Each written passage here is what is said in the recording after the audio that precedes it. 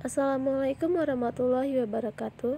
Nama saya Aja Yustia, NPM 18160045. Saya akan mempresentasikan tentang tema problematika pendidikan di Indonesia untuk memenuhi mata kuliah isu masalah dan inovasi pendidikan SD. Pengertian problematika pendidikan di Indonesia. Problematika berasal dari bahasa Inggris yang artinya persoalan-persoalan, permasalahan, atau masalah. Sedangkan pendidikan suatu usaha sadar dan terencana untuk mewujudkan suasana belajar dan proses pembelajaran agar peserta didik secara aktif mengembangkan potensi dirinya. Problematika pendidikan adalah persoalan-persoalan atau permasalahan-permasalahan yang dihadapi oleh dunia pendidikan. Problematika pendidikan ini merupakan hal yang dapat menghambat tercapainya tujuan pendidikan. Berbagai problematika muncul tidak hanya dalam permasalahan konsep pendidikan, peraturan, dan anggaran saja, namun persoalan pelaksanaan pendidikan dari berbagai sistem di Indonesia juga turut serta menambahkan kompleks problematika pendidikan di Indonesia.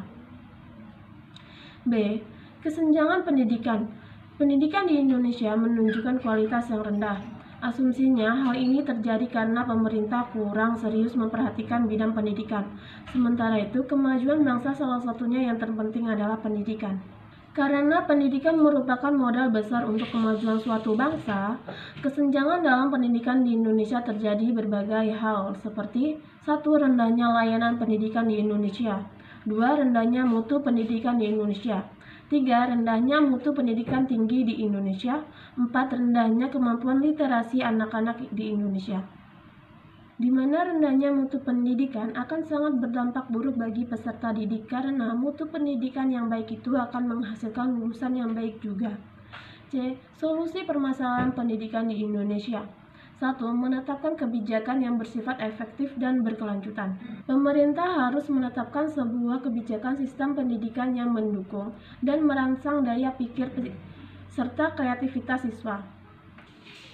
Selain itu, pendidikan karakter juga tak kalah penting untuk mendukung terciptanya SDM yang berkualitas dan berdaya saing. 2. Memberikan dana untuk meningkatkan fasilitas mendukung pendidikan. Dengan adanya fasilitas yang menunjang dan memadai, maka juga akan meningkatkan kualitas pembelajaran para siswa, dan secara tidak langsung juga akan memperbaiki dan meningkatkan kualitas SDM kita. 3. Meningkatkan kualitas tenaga pendidik. Perlu diperhatikan, hal ini karena tenaga kependidikan sangat berperan penting dalam pembentukan sumber daya manusia yang berkualitas. Selain itu, para tenaga kependidikan harus mampu memperdaya gunakan sumber pembelajaran yang lebih beraneka ragam dan menarik bagi para siswa. Di samping itu, PKG, Pusat Kegiatan Guru, dan MGBS, Musyawarah Mata Pelajaran, perlu diperhatikan dan dikembangkan agar pengembangan para guru dapat ditingkatkan. 4. Penanaman pendidikan karakter kepada siswa.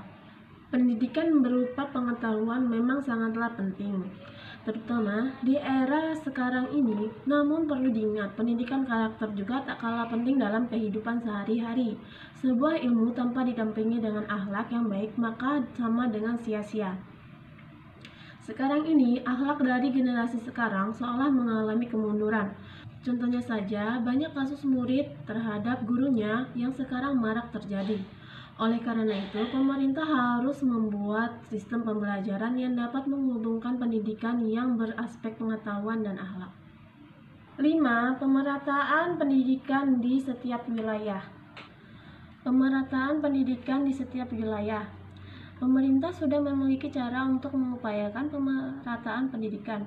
Dilansir dari Detik News, pada tahun 2017, Kemendikbud telah memberlakukan sistem zonasi pada penerimaan peserta didik baru yang diatur dalam Peraturan Menteri Pendidikan Permendikbud Nomor 17 Tahun 2017.